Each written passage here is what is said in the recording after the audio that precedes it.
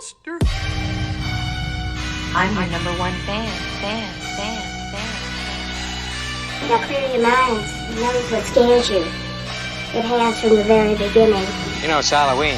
I guess everyone's entitled to one good scare, huh? Just been informed that zombies have entered the building. They're at the door. They're coming in.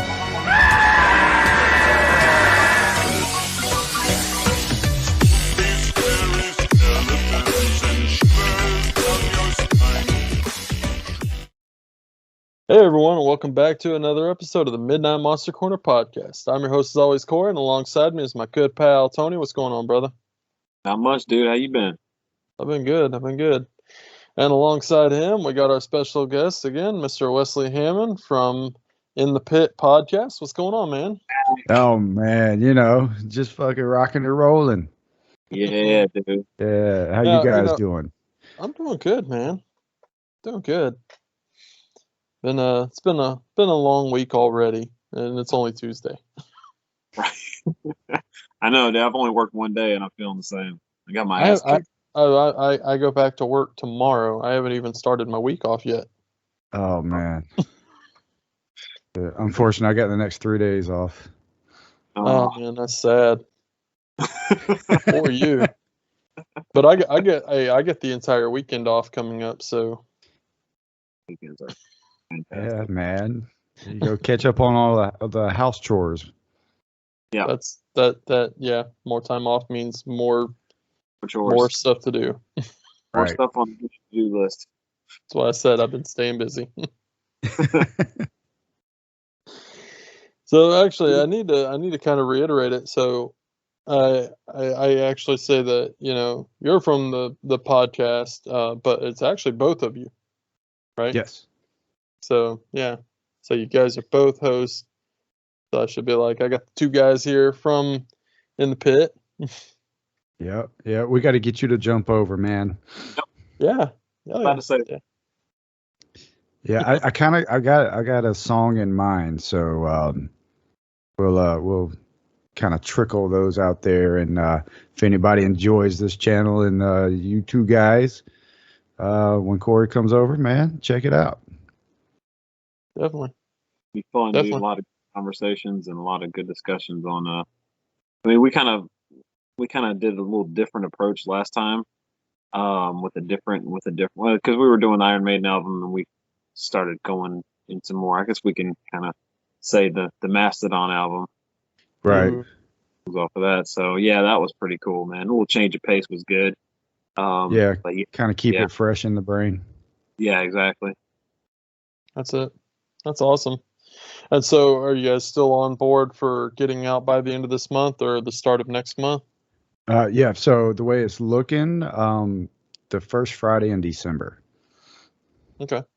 Yeah. So the first week in December. Awesome. Oh yeah. Well, I look forward to it, man. Yeah, man. Yeah, I'm super stoked. I'm well diverse into music, but it you know, metal is my love. Yeah, man. When you're passionate about something, and just to be able to sit down with your good friend and just kind of like how this podcast is, you know, it's more or less hanging out than anything. That's pretty much what it is, man. And that's why I love the Midnight Monster Corner. I love doing it, and I love doing Into the Pit because it's hanging out with your buddies, talking things you love. I mean, no added pressure, man. You're just going in and just discussing what you love. That's all it's about. That's well Right put. on. Yeah. Well, but with that, we hope that you check that out. Like Mr. West said, right around about the first week of December, and it's going to be on YouTube. Correct? It's not going to be anywhere else right away. Yeah. So we're going to start off on YouTube, see how that rides out, and then maybe jump over to Spotify. Give you guys some car listening time or whatever. So, but yeah, we're gonna test the waters on YouTube first. Awesome. Well, with that, guys, we hope that you enjoy our review. We're going to continue on with doing, I guess you would say, a filmography on Todd Sheets.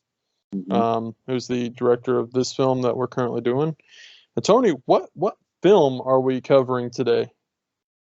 So, Corey, we are covering 2000. I think it came out 2016's Clownado. Might have came out in 2017. Now that I think about it, but yeah, it's Clownado, not to be confused with Sharknado. And it's not the same gimmick. Well, not the same movie, not the same gimmick. It's a little different. Yeah. When Corey called me about watching this movie, I was like, "You mean like the Sharknado?" He was like, "No, not Shark. It's Clownado." I was like, "Yeah. Is it like Sharknado?" He's like, "Nah, yeah." I was like, "Cool." No. So now I have no idea what I was getting into. Right. That's always the best way of going into it. So to be honest with you, Wes, go when you were asking me about that, I didn't know much about this movie other than like Tony was like ranting that we needed to watch it. So I was just like agreeing like, well, no, I don't think it has anything really to do with like Sharknado, but you just have to give it a chance to watch it. Yeah, just watch it. Just shut up and watch it. I mean, but yeah, so folks, if you want, before we spoil the shit out of this film, because we are going to get into spoiler territory, you can head over to Tubi, which is an app that we praise because it's got a lot of great stuff for free, and this film is on there. Yeah. So make sure that you go check it out before you watch this review, and then you'll see what we're talking about. Yeah, man. Watch it, come back. Come back. Yes, absolutely. Yeah. Definitely. Well, Tony, you wanna take it away with a quick synopsis of the film? I can try, man. It's like I said, it's not the plot is not super heavy, so it's it's gonna be pretty easy. But so basically, we have this character named Savannah who works for the circus. Not quite sure. She's a performer. Don't really know what she does, but she is a performer. She's married to, I guess, the head clown at the circus. His name's Big Ronnie. And basically, he's a piece of shit. She's tired. She's married to the guy. She can't stand him. So she's, I guess, cheating on him with the dude that works at the circus, too. So they conspire, and they're like, oh, let's rob him and, like, run away. Like, get out of here. And which is kind of fitting because his name is Cash. Yeah. It's like, it's perfect. Yeah. So, with that, okay, I don't want to jump too far into it, but so they conspire to get out of there, rob him blind, and then leave. But he catches wind to it, and he pretty much tortures her, and she's had enough, so she conspires with somebody else that works in the circus. I guess it's like their medium. And she puts like a hex on him and the other performers, the clown performers. So basically they're I guess possessed clowns that for whatever reason can use tornadoes to get around and kill people. Yep. Teleport. The basic plot of the movie. There's nothing else that's going on. Yeah. Yeah, really.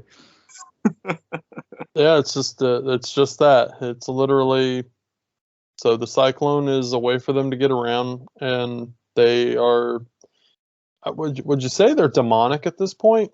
They're definitely superhuman because they start possessing like the strength to rip people's faces off and like just tear people apart and teeth. Yeah, exactly. Oh, dude, that scene. Oh, man, first time I saw that, I could not fucking believe that they did that. It was blown away. Well, at least it wasn't Linnea Quigley shoving a lipstick into her nipple. That is true. Which Linnea is in this movie again. Once again, such a short role though.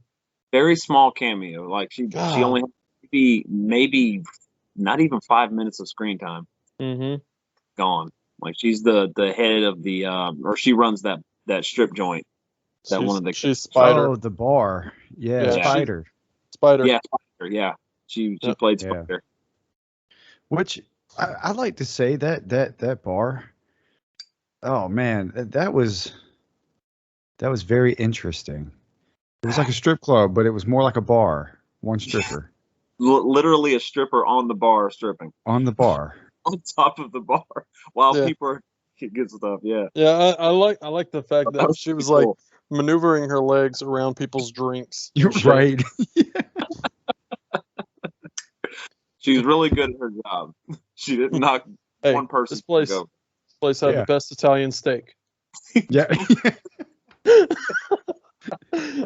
You know what, that's what got me about this movie. Like, I felt like the clowns were like these 50s greaser guys, Mhm. the way they spoke. There's like this Yeah, I caught on to it- that too. Even Savannah, the way she talked was very. Dude, I'm so glad you wrote that because I even put down on my notes. I said the opening scene, the way the dialogue is delivered and everything. I felt like I was watching like an old film noir, like a Mhm. detective. Just the way they were talking, it seemed like very of the time, like the 30s and 40s and shit like that. Well, They were that's wearing, what they were wearing the suspenders and everything like that. I'm like, Yeah. oh man, time travel. but I Did mean we go back in time for a that's minute? that's what I even loved about the whole intro scene. You know, as it was playing through, it was like all this old carnival like shots and stuff. It was Yeah. really cool looking. I was like, wow, that actually did blow me away a little bit. Opening Right. credits. I dug the hell out of that. but it was kind of odd to me. It threw me off a little bit because the opening started like that, and then like with the suspenders and everything and that old school feel, and then as the movie progressed, it felt like it just kind of that went away. Yeah. So Mhm. I was like with or Tony, I was like, yeah, I don't know if they're time traveled or like what exactly is going on at this point, you know? Yeah, it's definitely interesting because I think the only character that holds up that act is the Savannah character because of her. I don't know if it's her accent, the way she's talking. It's almost like that quick. They used to do it back in the 30s and 40s. They used to have like a lead female character that was really fast. She would talk really fast and Mhm. she really like put her dialogue was super quick. So it kind of Well, reminded me of that a little bit. I She noticed was she didn't do it often. There right. there was scenes where it was like, oh wait a minute, her accent changed. I did notice that. Yeah. I was like, ooh, that's Yeah. that's a big no no. Yeah. You know, Yeah, it wasn't consistent. It wasn't consistent. I will say that it was not consistent throughout. but the Not at acting all. really wasn't consistent either. No. Yeah, across the board. Yeah, absolutely. No. It- I mean, man, like I and- said, you would go into it expecting like you're gonna get some really over the top, which we did, especially for Big Ronnie. That guy's over the top acting. Holy shit, dude! Like he was like beyond schlocky. Like All right, so here's the thing. Okay, I think pregame we were talking, and I told you that his fucking laugh was annoying. Like I can't stand somebody that laughs like Yeah. that. We used to have a guy in the plant that used to fucking he would laugh like that, and there was really nothing to even laugh about. He would just fucking laugh like that, and it's fucking Yeah. drove me I- crazy. I felt like that was supposed to be like the stick of it, like that again, back to that old gangster type, because he had that old gangster laugh, right? So I think Mhm. that was the kind of thing that he was trying to pull through this whole movie, like his call or whatever. And it was just so out of place for me. yeah, Like Yeah. it was to the point where it was just pretty annoying.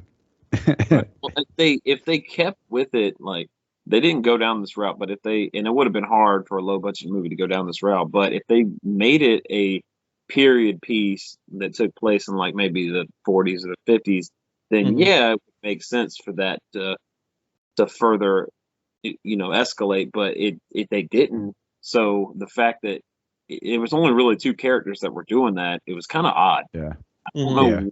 I don't know what direction they were given as far as that, or maybe that was something they came up with on the fly. I don't know, but it was very odd. Yeah. But yeah, I like the fact that not all the clowns had dialogue. Yeah, I did too. There was I only the think that one that that would have didn't. ruined things a little bit more. Yeah. Now I did the chick clown. I did enjoy her. Yeah, Yeah, I thought she did really Why- well. Why was that? The teeth tits? Yes. Yeah. Yeah. I just liked her dialogue. I liked her acting. I dug her style, like the look of her makeup and everything. For some reason I just gravitated towards her. Mhm. She's great. Actually, she's a friend of mine on Facebook. Her name's Caitlin. She does a lot of Nice. That's awesome. budget horror.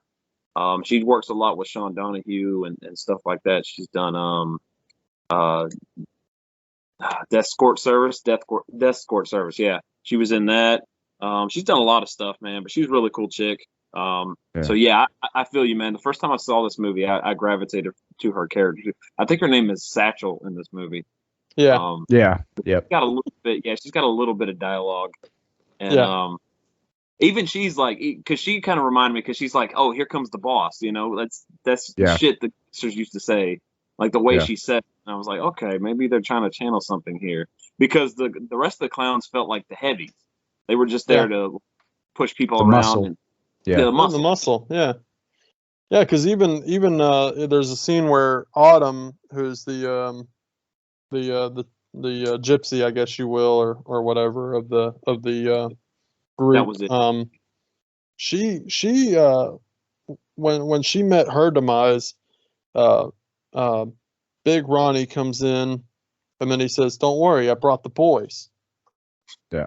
And it's like, oh, there you go. It's like 1950 poppers here. Telling you. Yeah. Like I kind of wish they would have like based the movie around that era. It'd been cool, yeah. Would have been different. Yeah. There is a clown movie, I believe, that did that, and it was pretty good. I think it was it Freak Show, Tony? I think it was called.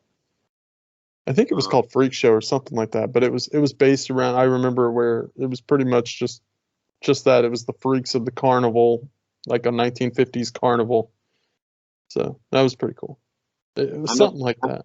I know the movie Freaks, but that came out like that was I think a Todd Browning film that came out in the 30s, I believe. It was an older film, but it was controversial because it actually showed people with deformities, Mm-hmm. and that's a thing I remember this movie because it's a lower budget film, but it does take place like in the 30s or whatever. I'll have to go back and try and figure out what it is, but I remember seeing it on the shelves when I worked at Movie Gallery.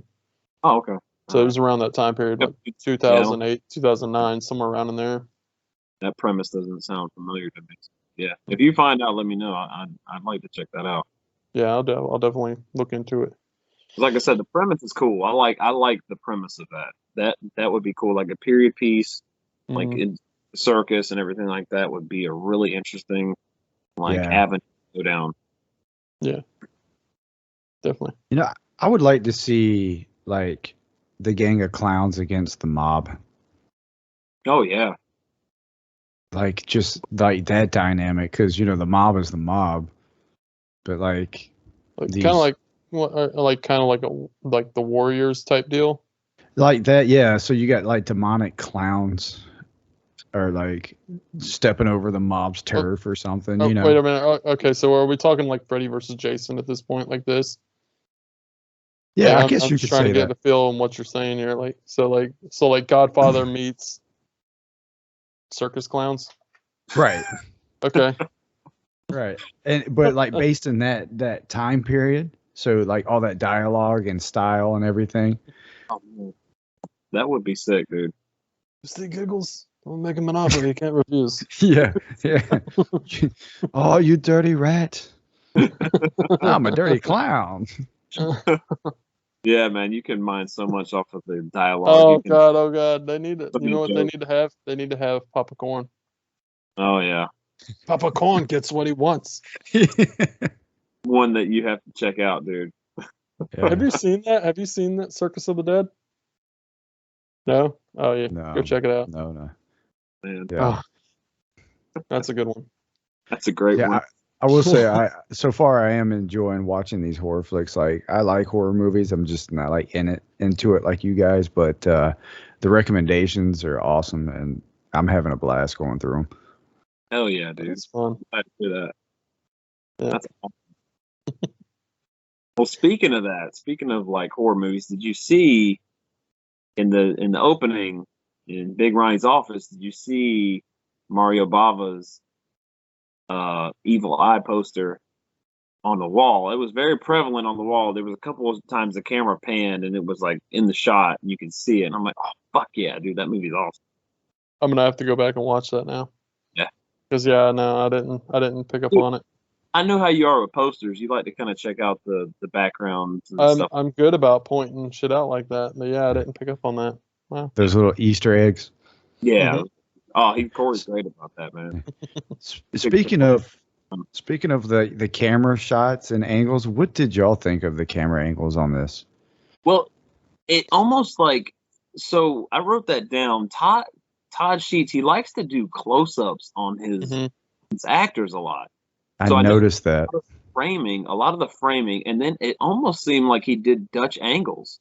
Yeah, it's off set. Yeah, which is off kilter. Yeah, Dutch angles are normally off. Well, they are off kilter, and I was like, wow, that's pretty different for him to actually be doing that, because that's not really a staple, especially in low budget filmmaking. That's not something you typically see. There's more like auteurs and people in these I don't know, these really brainy, like, I'm not saying Todd's not brainy, but I'm just saying like they're almost like, what's the word I'm thinking of? Not egotistical, but they're not pompous either. I don't know, pretentious maybe. Filmmakers that like to use that angle and kind of adapt it and stuff into their films. And I thought that was pretty neat. But I do know that Todd likes to do close-ups, and he did a lot of close-ups on his actors' faces while they're delivering the dialogue, and on the gore sequences too. He did that in the last film that we covered too. Kind of does that. Kind of like a staple with him. I did notice something else. I don't know, maybe this is just a Todd Sheets thing. These are the only two films I've seen from Todd Sheets. You know, it's the one that we watched last week, and then this one. Yeah. But one thing I did notice on Bone Hill Road, what is that? Is it called Bone Hill Road? Mm-hmm. Yeah, Bone Hill Road. I noticed that he did like a close up on the nipples, like it was just a real quick shot of like a woman's nipple, and I was like, maybe that was just purely accidental. And then I watched this movie, and every time there was a nipple shot, it was like boom, like they're this big on my damn TV. I'm like, oh well, you can't miss that. And he did it like multiple times throughout this movie. Oh, dude, yeah, it's full of nipple shots, which I'm not mad about. Honestly, that kept me going through this movie. Yeah, there is, man. There's definitely ample nudity in this movie, for sure. Yeah, and then there's breast with teeth. Oh God, that was wild, man. That kind of did throw me off a bit. I mean, finding creative ways to amp up the gore, essentially. Yeah. But what I wanted to bring up with, and especially with Savannah's character, there was a couple times when I thought Ronnie killed her. I'm like, okay, she's dead. Like she's done. But no, she would come back. Like she would keep like rejuvenating and coming back. I'm like, this is getting into like.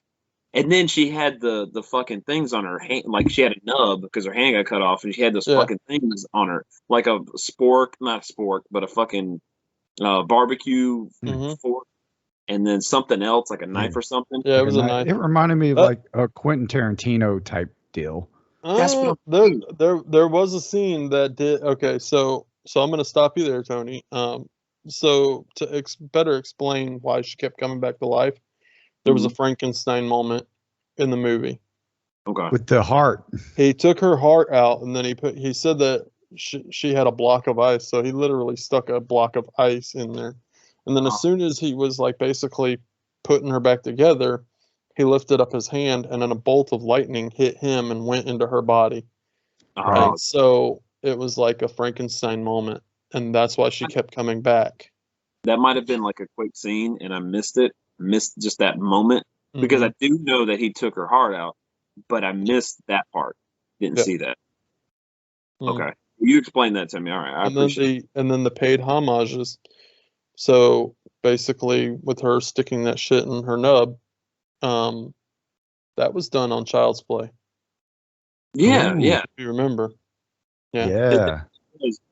But for So- some reason, to me, the way it was, I don't know, the way it was directed and everything, like it reminded me of like some Japanese splatter movie, Mhm.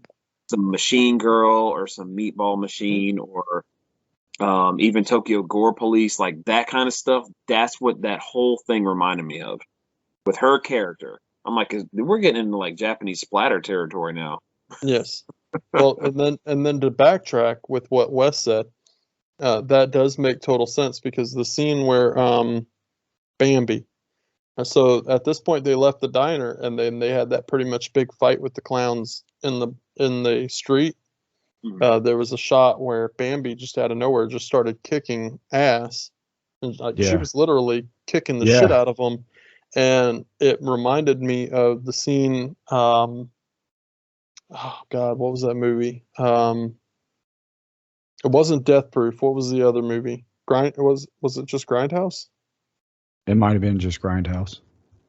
It was Quentin Tarantino and Rodriguez, two films. Planet Well, you Terror. had Planet Terror, that's it, Planet Terror. Yeah. Okay. So the scene where the chick is like kicking ass and she's got like the machine gun for fucking legs.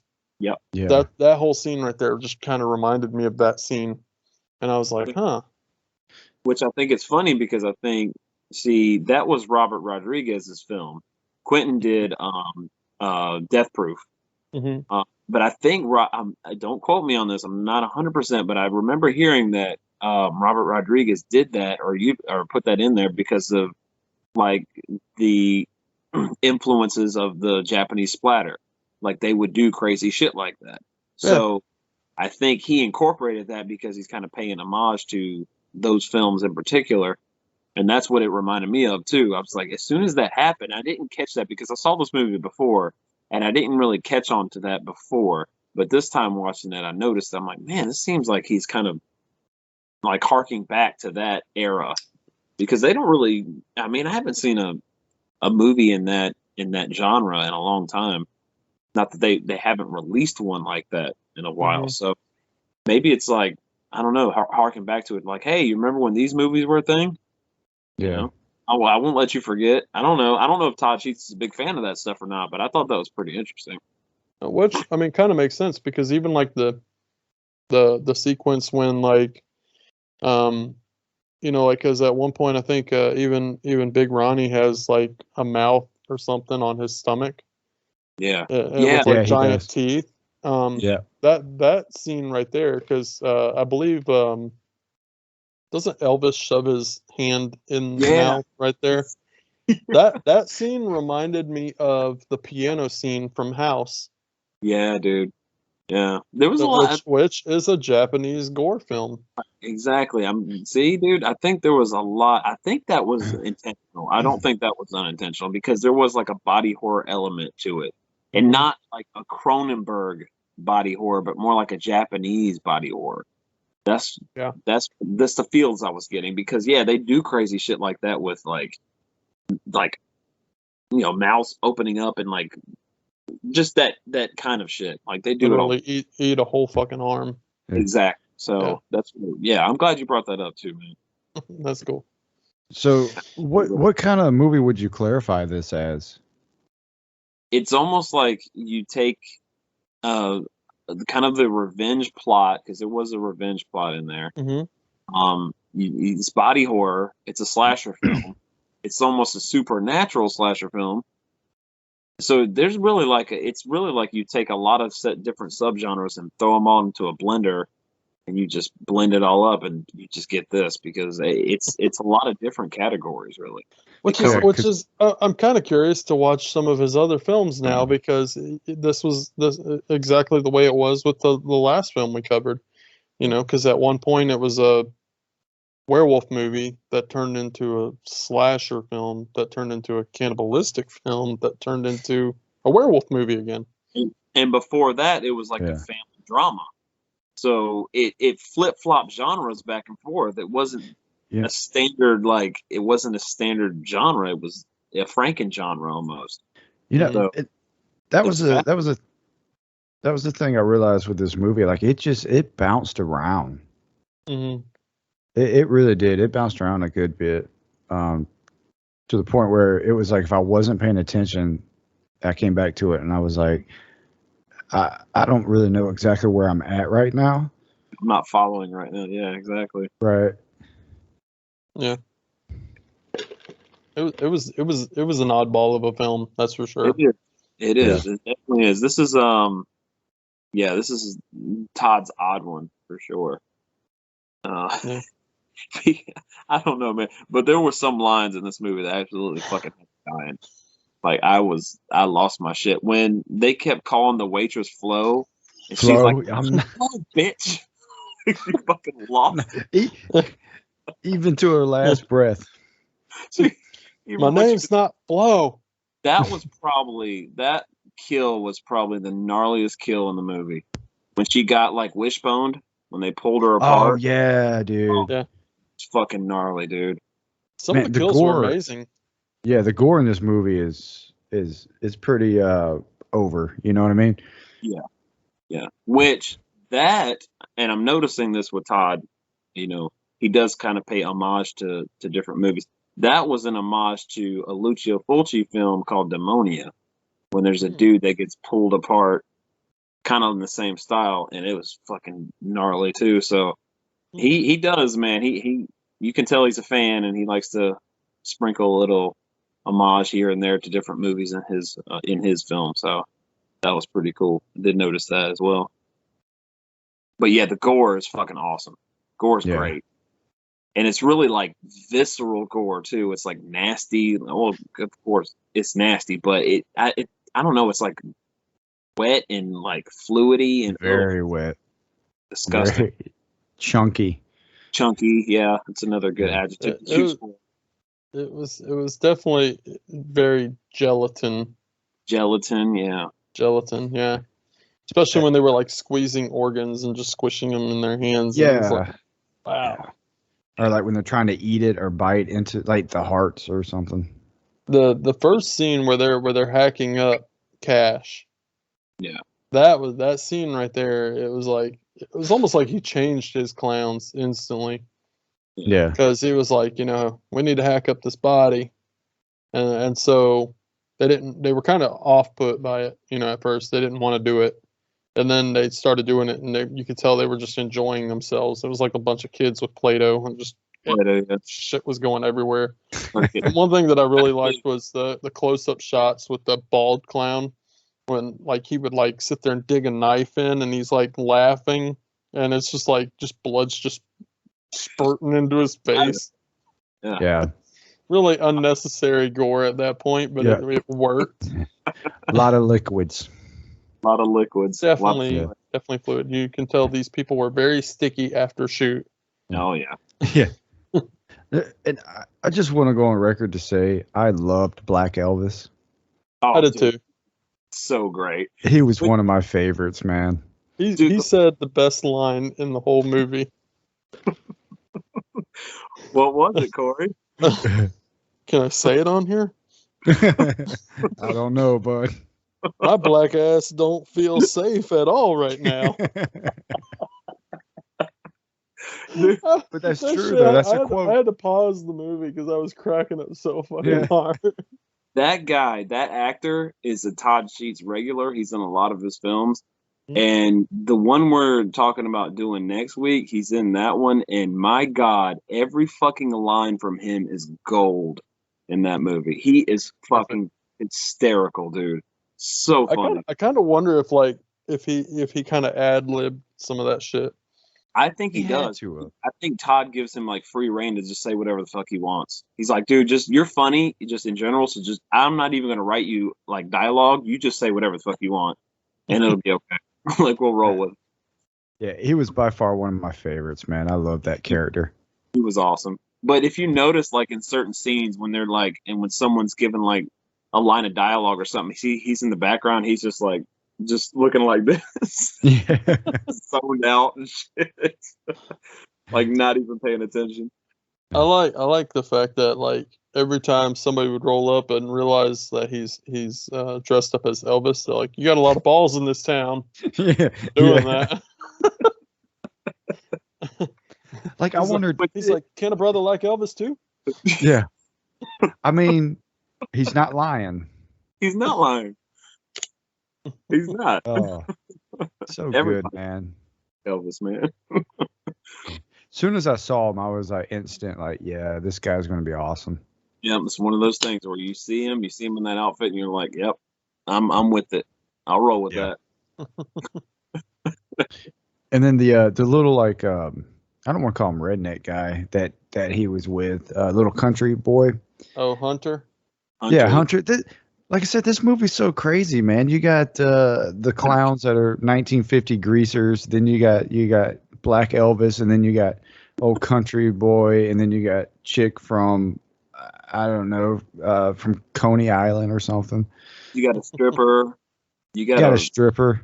a teenage runaway. By the way, did you guys pick up on the bar name, the strip joint?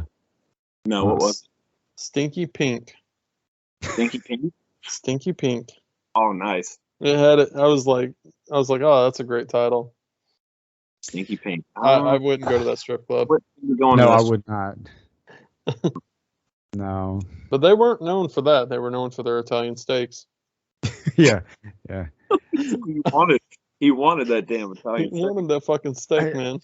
I just want to know what their rating is. Like, what is a rating on a place like that? Oh yeah. I need to get that Yelp review. Well, I'll tell you, the only thing I caught in there was pink eye. This is the stinky pink eye. Mm. That's gnarly. Yeah, it's syphilis. Yeah. I mean, if you got Linnea Quigley running the place, I can see that. I don't know, man. Maybe they can just get her for. Maybe you can just get her for a day. But she is not. She does not have a lot of dialogue and a lot of scenes in his movies. I'm noticing that in the movies that she's doing these days, it's just like quick shots, quick films. You know. Yeah. Even in the barn, she was only in it for like a second. Yeah. I wish that she would kind of stay true to the character and just like. I wish they would write her character in as trash. And just show her tits. No, she don't have to show her tits, just I mean, that's what she does. But I mean that's what that's what her name is in Return of the Living Dead. So yeah. I'm kind of like I would love to see her show up as trash in films. Yeah. That would be cool. That would be cool, man. It'd be cool to see. I think she did it at a convention. She kind of did like a cosplay as trash. She kind of went back and did it. I think that first one I went to, I think she was there for that. But dude, what did you get? Wait a minute. So we didn't even discuss the midget clown birthing scene. Oh, like where did that come from? That came out of fucking nowhere. There was no explanation on her being pregnant or anything. I'm thinking. Right. I'm thinking when we watched Demons. Remember in Demons when the demon came out of the chick's back? Mm-hmm. Maybe that was like a reference to that. I don't know. I might be stretching a little bit with that one, but seeing all these homages in this movie, I'm just thinking like, especially they're so random, you wonder where they came from. And I'm thinking it was just a scene that he just put in because he's like, hey, I like that movie. I'm going to put a scene in that movie, in my movie. Like, I don't know. It could be a stretch, but when I first saw the midget clown, you know what I instantly thought of?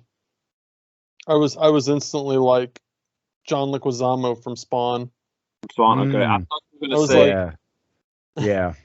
I don't know. It was just he was like obnoxious. He didn't have any dialogue, but he was just an obnoxious character with the sounds he was making and stuff. And I was like, oh my god, he reminds me a little bit of maybe it's just because of how small he was, but I don't know. It just reminded me. Everything. Yeah, it almost seemed a little bit similar. I mean, not too similar because it's definitely different.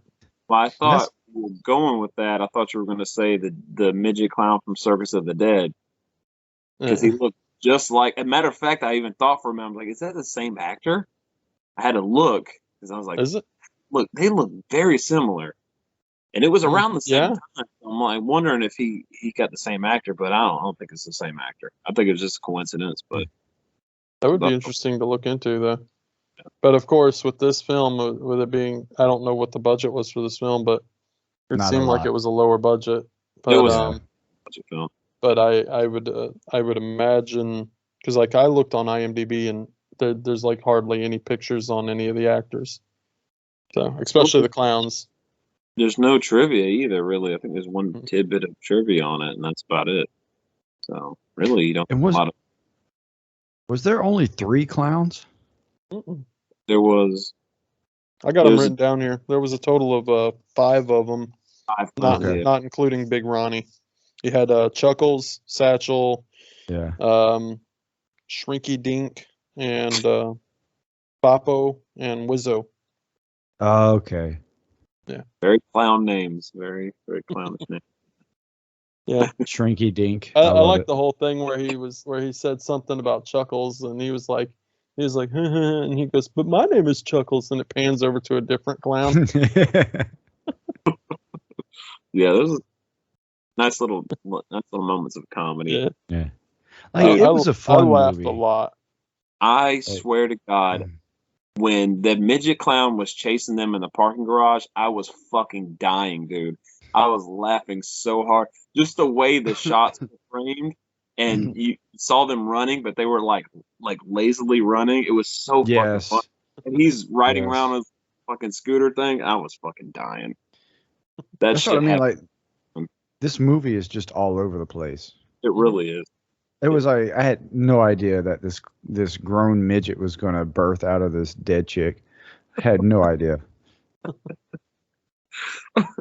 This dead clown chick with teeth on her tits. Yeah, it's odd. It is very Teeth odd. tits. Teeth tits. Yeah. Yeah, some of the other gore that we didn't mention, there was a face peel scene. That was gnarly. I enjoyed Very. that. I kind of wish that happened kind of quick. I kind of wish they would have slowed down a little bit more on that one. Yeah, I agree. And I kind of, so I know like the close-up view of the gore scenes is like his forte. But I do feel like it was panned back a little bit for that, and we could see more of the face, like maybe the mouth, like screaming or something, just give it a little bit of more oomph. Mm-hmm. But like peeling the skin back and just seeing things stretch and blood. It was awesome. It was cringing for sure. Effective. It really is effective. Yeah. Well, they ripped her throat out at first. Yeah. Roadhouse. And then Yeah.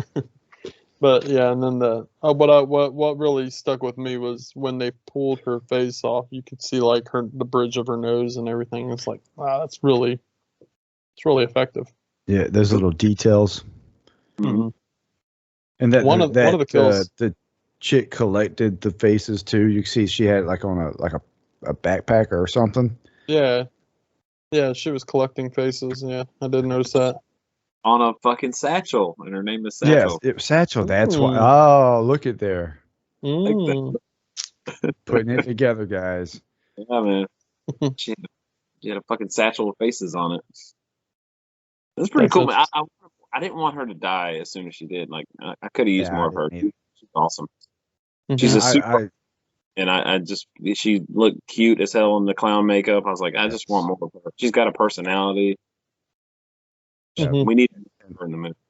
And I don't know if it was her tits or like a stand-in, but great tits. No, that's definitely her. She does not have a problem getting naked. That's No what I'm problem talking about. getting naked. Good for you. Yeah.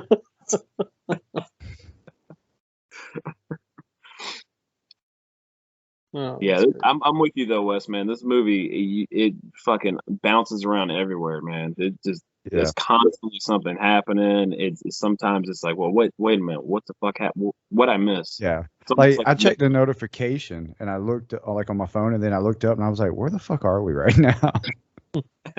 They're in a plane. Why? Yeah, like yeah, I got this plane guy and at the end he's talking about like he's like done so much. I'm like, dude, you got like 30 minutes in. You know what I mean? Like these poor bastards have been getting killed and chased all night. All night, yeah. Yeah, he's like, whoo! Thank God we got that over with. Well, I love how they very conveniently run into these tornado chasers that are Right. very conveniently, like out of nowhere. There's like, where the fuck did they come from? So, I mean, it's of course it furthers along the plot because they're like, oh, I got a great idea. Let's get some. What is it? Fucking nitrogen. Liquid nitrogen. Nitrogen. Yeah. So you had to cool down the storm to get it to dissipate. Oh, Right. Twister. Yeah. Can I just say, like, I love the guy Storm Chaser, how he could possibly be my brother. Me and him, we got very similar traits, man. So Yeah, kudos to that guy. He's the best looking one of the group. He had such a porno name too. His name was Nick Stone. That's a great name. There's a porno actor with that name, something Stone, I don't know, something like that. Yeah, there's a few Stones. Yeah, but man, I think you could, I think you could act better than he could though. For sure. His acting very wooden. Yeah, very wooden. Very off. I felt like he sped through his lines a little too fast. Definitely. But he had full emotion. It was very like robotic almost how he's delivering. Yeah, like very stone faced. Stone face. Yeah. I like what you did there. It's the name. Yeah. But yeah, it was cool seeing Joel Wynkoop, the plane guy, the guy at the end that was helping them with their mission to get the liquid nitrogen into the tornado. Cool seeing him in this movie. It's always cool being a indie dude that he pops in and he's funny as hell. Like he's like you said, he's like, I've done this and this and that, and I'm like, well, dude, you 30 minutes of this so far. These guys have been chased around all fucking night. Like you have experienced nothing compared to what they have. So I like the whole shot where they're like, yeah, he was like going on talking about all the shit that he did, and then out of nowhere he's like, yeah, I'll do anything for this guy, and they're like, well, we got this bottle of liquid nitrogen. Fuck that, that's not going in my plane. Yeah, not going. Fuck for that. So like you got a whole bottle of nitrogen in this, which I will say it was funny watching them tote this nitrogen out. Like they were handling it with all this care and stuff. I'm like, guys, I mean, like, yeah, it's liquid nitrogen, but like, come on. Like, it doesn't take two of you on this like dolly to get it out the damn building. Yeah, all that shit was great. Yeah, watching them kind of baby it and shit. No, I was kind of curious on what they were gonna do with it, because they kept making reference to be careful with it because it can blow up, and it's like, I'm pretty sure that's not really something that would blow up, but okay, we'll go with it. This is a movie. Yeah. And then like I was sitting here thinking, like as I was sitting there watching this, I was like, they keep referencing that they need to handle this with care. I'm wondering if there's going to be a Jaws sequence or something, somehow, because I was like, maybe they're going to shoot it and it's going to blow up the tornado and smile, motherfucker. Yeah. Now here come the sharks. Yeah, the sharks coming in the next tornado. Next tornado comes. Shark. Yeah, so imagine. Buckle up your seatbelts, kids, because you got Sharknado and Clownado coming next. Oh, dude. Being like, you'd have to deal with sharks and clowns coming out of tornadoes. That'd be fucking like nightmare fuel for most people. I love how misleading the title is. Yeah. Because I was thinking like clowns are just going to be dropping from the sky, and I don't know. That's what I was thinking, like flying out of tornado, like hundreds of clowns. I'm like, I got 5 clowns in a small ass storm. Yeah, that dissipates the minute they're arriving. Right. It was a fun film though. Like it was silly. It was very comical. Like it's a good film to have a couple beers and sit around the TV with your buds. Absolutely. and crack up at the jokes, dialogue. Yeah. And, So I've said that, in the past I've said that there's films like I would turn on, like if I'm having a game night with a bunch of people, or we're playing cards or whatever, and I'll pop on like a horror film. This is probably one of those films. That way somebody Definitely. will get up to go to the bathroom and go, "What the fuck are we watching?" Yeah. just so you get that reaction. Yeah. What is happening? Yeah. What the fuck is this? I'm not Why? following Yeah. anything that's going Yeah. on. Corey's had me on a few of those reactions. Oh yeah. Yeah. I think I got you on a couple too, man. You're Yeah. like, what the fuck happened? It's like you walk through the room, you look at the TV, and you're like, I don't even like. Sometimes I don't even want to get into this right now. That's Like, right now. yeah, That's what I think our brains are just so accustomed to this low budget stuff and just constantly asking like, what the fuck's happening? Why is this going on? What that it's just like sometimes you have to just turn your brain off and enjoy it just for the Right. schlock and the just silly moments. yeah. And that's you don't- honestly what I should have done going into this film. And again, remember I talked about that the last film. I should have just went into it watching the film versus trying to critique it. And right. I think maybe I would have had a different outlook on it. Yeah. So it's funny because I got like my notepad and everything, and when I do things like this, of course, I like to take notes. Mhm. Like a quarter way of this movie, I threw the notepad away. I was like, I'm not even taking notes on this because it's if you're a person that can't take silliness or can't look at things like in not so serious manner, like this movie is probably not going to be for you. Yeah. So with that being said, man, you just kind of have to take the movie as is and enjoy the little imperfections or the little comical moments. Not saying that this is a bad movie. I guess it's all just on perspective, but it's entertaining nonetheless. Mm-hmm. Highly entertaining. Yeah. And I guess I kind of forgot to do a disclaimer. So we kind of did a disclaimer when we did Bone Hill Road, where it's like, okay, we're doing Todd Sheets month. You have to understand, like some of the listeners, if you don't enjoy low budget indie filmmaking, if you don't like that look of film, if you don't, then these movies aren't going to be for you. I just wanted to preference that going into them because some people is like, as soon as they turn it on and they see it's lower budget, and it's like, no, I don't want nothing to do with this. Like they shut down completely, and they're like, no, Mhm. like a studio film or something like that with a high production value, and this and that. Well, then they're not going to watch it. So Right. preference that, and I'm glad Wes said that. There's a disclaimer with if you don't like indie films, this is not going to be for you. There's nothing we can say is going to sway you in that direction if you just are completely closed-minded to this type of filmmaking. So, yeah, that's a good point, man. I forgot to reference that and bring that up in the beginning, kind of like the disclaimer we did last week. So, like I said, you got to enjoy this type of filmmaking. Really, a guy that goes out there, he makes what he wants to make. There's no fucking way in hell a studio would ever give a director any kind of budget to make a movie called Clownado. Right. No, you're not getting $100 million to No. do this movie. You're not even going to get like $5 million to do. It's not fucking happening. So, No. like I said, you have to understand. This is the only way we see movies like that is on the indie scale because there's no holds barred. They can do whatever the fuck they want. They get a small budget, they get a group of friends together, and they make a movie. They just go out and do it. So Yeah. Mhm. And not to take away from indie films, because there's a lot of indie films that are just terrific. absolutely, Like, to be honest with you, I enjoy some of the writing more so in indie films than these big budget films because the writing's better, the dialogue's better. yeah, Well, Wes, I've said it time and time again.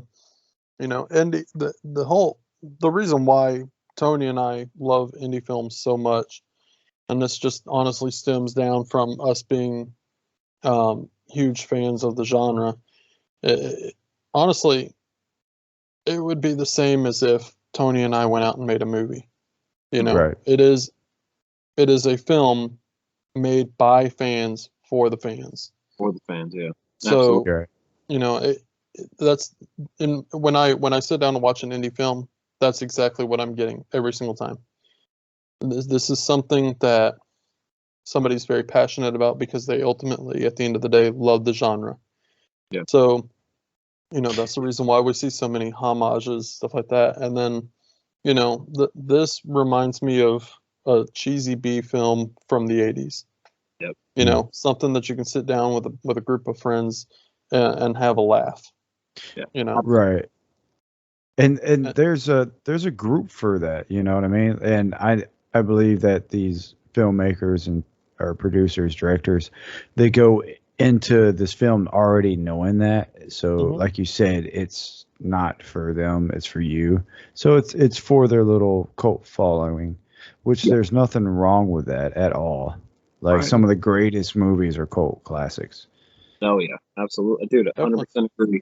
But the cool thing was to piggyback off of that Todd did have an Indiegogo for this movie, and there was a massive, uh, like a massive fault, like because I'm in a lot of indie horror groups, and I know a lot of the people that are in some of those groups donated to it, and it was big because I mean Todd's got a reputation. He's been around for a Yeah. long. He's been doing this for a long time, so. Mhm. When he put, it's almost like when, well, maybe not to this scale, but when Argento put out an Indigo for Sandman, and people were like, "Fuck yeah!" Like everyone was donating to it and stuff like that. When you see a guy that's kind of proven track record, kind of on a different scale, but you see a guy with a proven track record that has an appeal to fans, indie fans, genre fans in general, they're gonna contribute. Like it's like, yeah, man, I want to be a part of this because you get the perks, and then you can get like producer credits.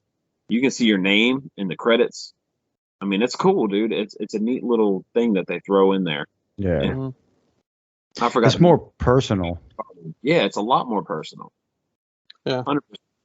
Because I think even Tony, when you donated some money a couple times to some indie films, you actually got like props and stuff from the films, correct? Dude, it was cool. Yeah, I got props from a couple of films, and then I saw my name in some credits too, which was really cool. Nice. Never like it's just kind of mind blowing to see that. But it just goes to show you how much these guys appreciate their fans and the people that Right. help them. Like they'll go above and beyond to throw in extra perks. And there's a lot of times when I've donated and the perk that I was gonna get when I got it in, I got so much more than I originally put in for because they just threw in some more stuff for me, which is really cool. They just Yeah. really appreciate the, because everyone, like, we're all fans, so they go above and beyond. They know, hey, we're gonna toss some more shit in here for the guy. I mean, he donated his hard-earned money to our production. Right. That's the least we can do, like to give back. So it's really cool, man. It's like a great community, and always has been. And it's just fun to be a part of it. And yeah, I forgot to mention that though. He did have an Indigo. This is one of the because I'm not 100% sure if he had a Indiegogo for Bone Hill Road, but this one for sure. This was the big one, and a lot of people were like, "Yeah, I want to be a part of this," just because the concept is so fucking unique and crazy. So a lot of people were like, "Yeah, I definitely want to donate to that." But yeah, it's a fun movie, dude. It's a blast. It really is. It's got that '80s aesthetic, that feel, but with a huge emphasis on gore. Huge. Yeah. Like Mhm. That's where it really shines. films didn't have this much gore. Yeah. Yeah. Yeah, I was actually blown away. Both films so far. Like I said, these are the first two films I've ever watched of his, and yeah, I'm blown away. I like his stuff. I kind of want to, take a dive into his '80s films that he did, because I believe Yeah. what was it? The first film that he made was like in '85 Yeah, or something like it was early, super early '90s, like maybe 90. Let's say 90, like 90, 91, something around there. But that. it was like He had Bloodbath, the first one. well, I'll have to double check, but I'm pretty sure I saw on his IMDb that he had he had a credit from like the 80s. I wonder if it was like a short film or something, like not a full. It was a Or short film or something he had a hand in. Yeah, Maybe. I think it was a director's credit though. yeah. I know he. Yeah. Maybe he went to film school and Yeah, that that's could have possible. been part of his project or whatever. I don't know. That could be possible. I'll have to look into that. Yeah. But yeah. So far from what I've seen though, I mean, that they are just what you get. I mean, like we've said, going into a film called Clownado, you're definitely getting what you're expecting. Yeah, it kind of goes with the name. So Yeah. like, But I even because I even told Tony last week I went up to North Carolina and I was in FYE and I actually found a copy of this movie and I was like, oh man, Clownado. Oh, it's $18. Yeah, I'm not gonna buy that. yeah. It's so pricey, dude. Yeah. It is. Yeah. But and then I found Bone Hill Road at Dollar Tree for $1. $1, yeah. And Yeah, then it's definitely. so go figure. Yeah. Yeah, different. Oh, I mean, FYE is just stupid Yeah. expensive too. So Crazy. yeah. But yeah, you guys want to talk about any other points on this film before we get into our ratings? I do want to make one more special mention. The not the CG effects with the tornadoes and the storms and stuff was pretty cool. I thought it was pretty cool. It could have been a lot. It could have looked a lot worse. Actually, didn't look that bad. I really enjoyed the overhead view of it, like when they were in the helicopter or the plane. Excuse me. The overhead view I enjoyed. It was crazy. Like when it comes in, it drops the clowns off. It looks kind of small, but when it's overhead view, it's like they blew it up a little bit bigger, and I like the bigger aspect of it. Yeah. Sure, dude. Yeah. Absolutely. Yeah, I'm with Tony on that as well. I like that shot too, Wes. But yeah, the CGI from the CGI that was in this film, it wasn't too bad. It was tolerable at best. Yeah. Well, you go in expecting. I went in expecting it, and this is nothing against Todd or anything, but I using especially CGI and effects like that for indie films really, really comes off really, really bad. So I was going in expecting it to be a whole lot worse than it actually was. I thought it was going to be terrible, but it wasn't that bad at all. So I just wanted to make a special note of that, thinking, if somebody's going in like, hey, they're expecting the worst, it's probably not that bad. Yeah. I also enjoyed the time lapse with the sky from going from like dark to bright and everything. Like I enjoyed those camera shots of that just time lapse. Yeah, dude, excellent point. Excellent point. Yeah, that was really well done. Yeah, I agree. One thing I failed to mention is I don't know if you guys caught it, but at the end of the film, when they pile back into the SUV and drive off, there's just some random guy leaned up against his truck talking on his phone. I didn't even notice that. Like this was just another day at the airport. Oh, that's one more thing I had to mention. When Savannah she carjacked that chick and rolled up on her and she started making out with her. Like, oh, yeah. Okay. Then she stabbed the fuck out of her. Yeah. Took her Camaro. Damn, yeah. I was like, wow, that went fucking 0 to 60 real fucking fast. Which is interesting. Well, that cold heart. Yeah, cold heart. Yeah.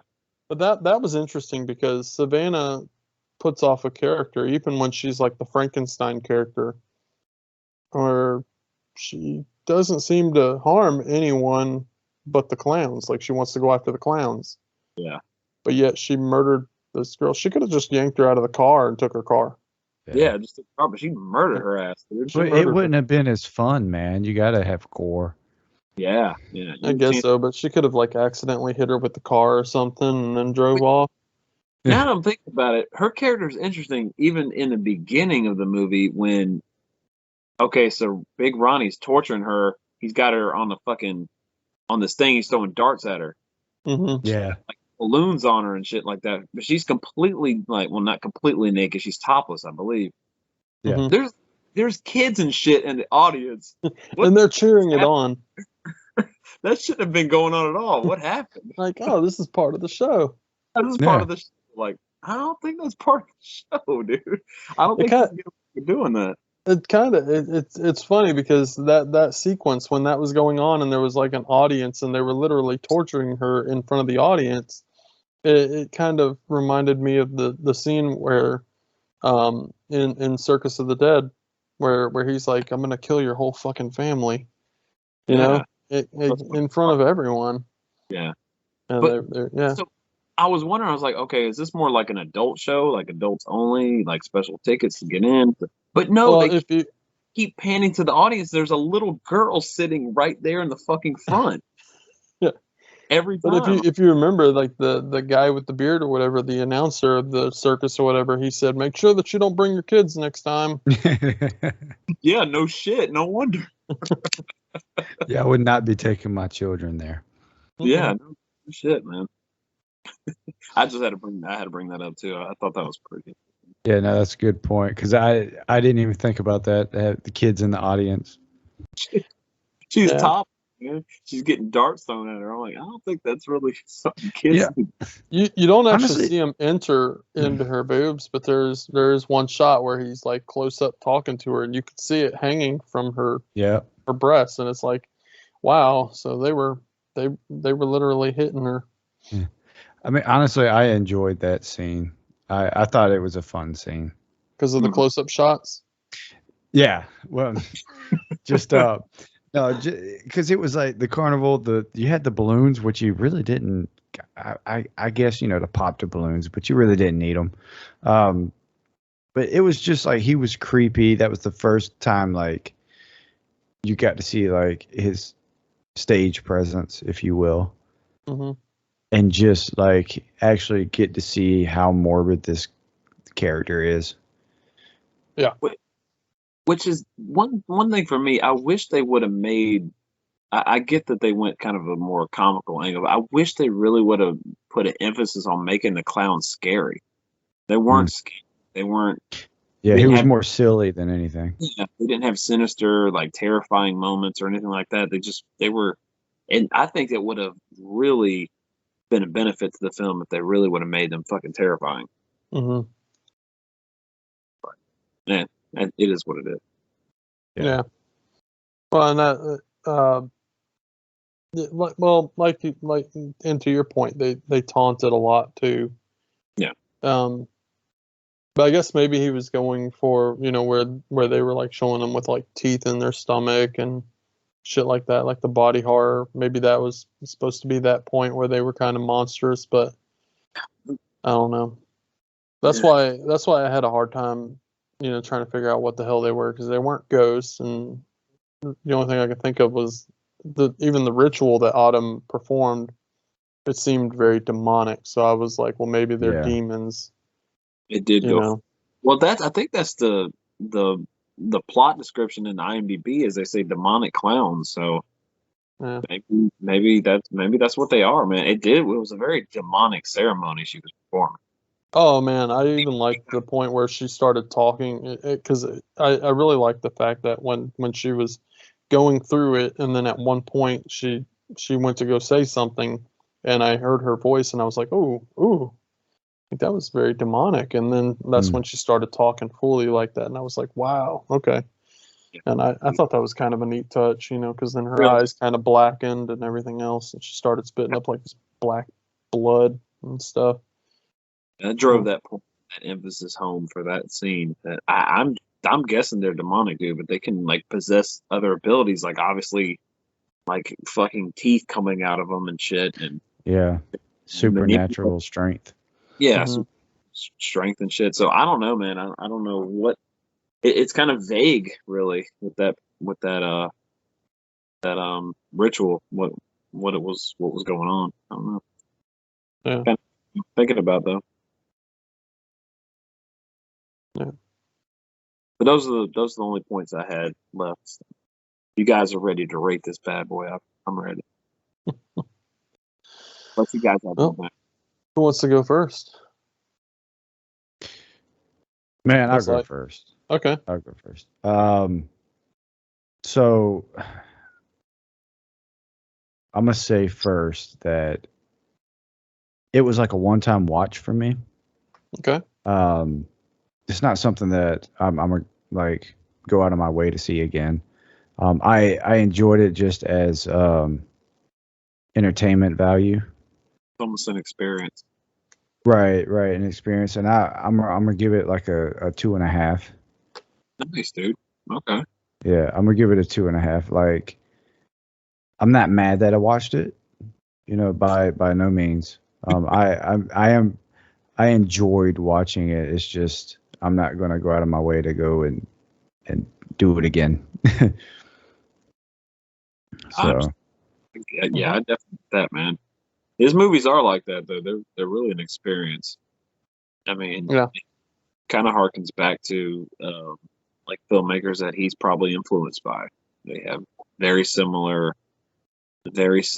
like aspects of their films. It's almost like a fucking experience. Like, well, what's going on here? What's happening? I don't know, but it's like tone and yeah, everything kind of draws you in. yeah. So, Mhm. and the fact, yeah. Well, never mind. I'll get into that when I give my rating. So, 2.5 is good though. That's a good one because I'll say that. You want me to go, Corey? Go ahead. Go Do ahead. it? Since Okay. you're, yeah. So this is definitely not my favorite Todd Sheets film. But I do like that you have like this very eclectic mix of characters, man. You have this redneck dude, you got this Elvis impersonator, you got a stripper with a heart of gold, you got a teenage runaway, you got a weirdo that's following her, which we find out later Mhm. why, but it's Yeah. very weird at first. You got all these eclectic characters in this movie, and I like that. I like my weird, quirky, eclectic characters in movies. So that's a draw for me. The gore's on point. I love the visceral gore that you get in this. The real, like we were talking about, real goopy and like fucking nasty, gnarly looking gore. I dig on that. Of course, there's editing problems, stuff like that. There's some sound issues here and there. It's what you get with low budget filmmaking. Sometimes that happens. But like I said, not my favorite Todd Sheets film, but I do enjoy the hell out of this movie. So I gave it a 3.5 or 3-star Okay. rating. So that's Right right. on. Well, for me, like I said, this is the second Todd Sheets film that I've seen. I've seen a lot of growth in the two films that I've watched. The first one, obviously, I remember I didn't care for it at first, and then after talking about it, there was some key points where it changed my mind on the star rating even. But this one thing that we kind of hit on earlier on, we didn't really fully talk about it, but his camera shots. So in the first movie I watched, it was very shaky, stuff like that, and I couldn't hardly watch it because I felt like I was gonna have a fucking seizure. But this one, his camera angles were good. It wasn't shaky or anything. Like he was holding the camera, the whole time. So I was kind of torn because, there was some really cool aspects to this movie, but yet at the same time, like the premise and the concept is just so fucking hokey and stuff like that. And there was just so much happening too that, and like Wes said, at times it was like hard to follow, and at times you had, where you were laughing hysterically because shit was just going down that normally wouldn't go down. But ultimately, with everything, I gave it a 2.5 because I felt that I was torn right in the middle. You know, on like Wes, this isn't an every day watch, or you know, I'm not going to go out of my way to revisit this film right away. You know, maybe I'll pop it on if there's friends around or something. But it's not something I'm going to sit down and watch and enjoy. I mean, there was moments I did enjoy, and then there was moments where I was like, "Oh, come on, this is ridiculous." But at the end of the day, I'm pretty much just torn halfway. So 2.5 out of 5 for me on this one. Yeah. But it's still a solid 2.5 because I did have some fun moments with this. Right. I don't want to deter anybody away from watching this movie. That's not what we're trying to do at all. It's you know, our personal views on it. Definitely, you know, check it out. You know, everybody's different. Mm. It might be your flavor, just not, you know, mine or Corey's or whoever. At the end of the day, just watch it for Dion, the Elvis. Oh, dude, Yeah, please. You will love that character. or watch it for Satchel because she's adorable. Oh, she is. Really? Yeah, she looks like a sweetheart. Oh yeah. But yeah, well, you guys ready to land it then? Yep. Land the plane after we drop the bomb We dropped the bomb. of liquid nitrogen. We just got to steer our plane away from the Clownado. We got to be careful we don't hit the NATO, man. We got to owe the pilot a favor first. Yeah, exactly.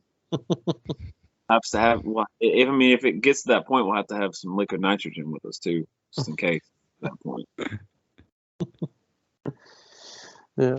Well, folks. We hope we didn't ruin the film for you. And like I said before, it is free on Tubi if you can get past watching some ads. But like always, like, share, and subscribe our videos, and tell your friends. And also head over to our Facebook group where we are constantly talking about films and posting new stuff, memes, and just all kinds of fun stuff. And we love talking with you guys about the genre, and just keep us going, guys. And with that, make sure that you go out of your way and check out Wes and Tony's new podcast, In the Pit, on YouTube. Hopefully by the 1st of the month of December, you will get an episode from them. So look forward to that, guys. But yeah, with that, you guys want to add anything? I'm good, brother. You nailed it. It's always a treat, man. Absolutely, dude. No, definitely, man. Wes, it's always good having you on the show, dude. Have a blast with you. Yeah. Oh, yeah. Good. I appreciate it, fellas. Good morale, of course. Yeah, you know, definitely fun. Forever. So. But yeah, with that, guys, later. Later.